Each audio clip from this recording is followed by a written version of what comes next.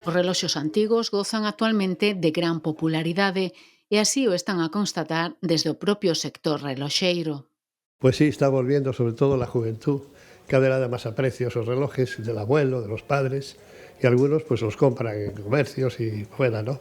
Y sí, están de moda, están. De 20 a 30 anos é unha idade que aumentou moitísimo ese tipo de reloxo moitas veces, porque como non, ao mellor non poden compralo, pois recíbeno como herencia directa e a veces teñen sorte, ten un costo baixo e a veces ten un costo moi alto reparalo. Terceira xeración dunha saga familiar de reloxeiros, Javier fala con paixón do seu oficio e valora que a mocidade se interese polos reloxos antigos. Queren recuperar o reloj do seu pai, o reloj do seu avó, con 15, 16, 16 anos, veñen por aquí, quero que me repares este reloj, quero conservalo, quero disfrutalo eu tamén. É importante, eu alegro-me un montón cando suceden estas cousas. Javier mantén vivo un negocio que abriu as súas portas en Pontevedra en 1921 no mesmo lugar onde continúa. Ás súas mans chegan reliquias con anos de historia que hai que volver poñer a funcionar. O último, un reloxo de 1800.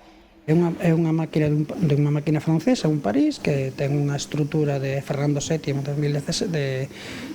pois mira, creo que son de 1800 aproximadamente. Era un reloxo que ven heredado da terceira xeración, que caen más de unhas persoas que queren recuperalo, e o que faz é intentar darlle forma, desmontalo todo, con moita paciencia, limpalo, sacarlle óxido, solucionalo, centrar centros, repasar pivotes, montar, axustar, hasta que consiguen que funcionara.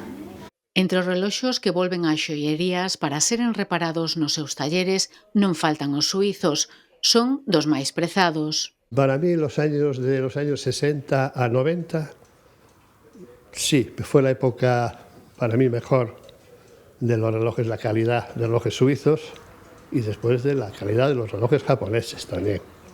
Sobre todo marcas que conocemos todos y los antiguos, voy a decir, pues el famoso Don McCawney, que se compraban en 400 pesetas. Porque os reloxos no ano 40, no ano 50, no ano 60, comprar un reloxo supoñía pagalo a plazos como que paga un coche.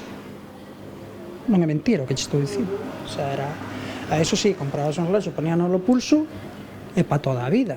Eu ainda outro día me contaron unha historia que casi choro, porque era un sentimento, ves que ese avó no seu primer soldo fixo un esforzo, comprou ese reloxo con ilusión, ese reloxo pasou a seu fillo a seu neto, e seu neto, el dice que por nada do mundo vendería ese reloxo. Particulares e tamén coleccionistas buscan recuperar auténticas xoias con décadas de historia. Pode costar 150 euros, unha cousa mínima, ou pode che costar miles de euros, e incluso hai pezas que en 10.000 euros podría costar, pero o normal é o mellor entre 500 a 3.000 euros, é onde suele andar un pouco esa horquilla. Por exemplo, aquí temos dúas pezas que son reloxos vintage, que son reloxos, por exemplo, en este caso era do seu bisavó e o seu bisneto nos lo trouxo para que recuperásemos esa marcha precisa deste tipo de reloxos que ten pois máis de 60 ou 70 anos de historia. Cada peza agocha unha vida que contar e que se fai presente cando a agulla se volve poñer en marcha.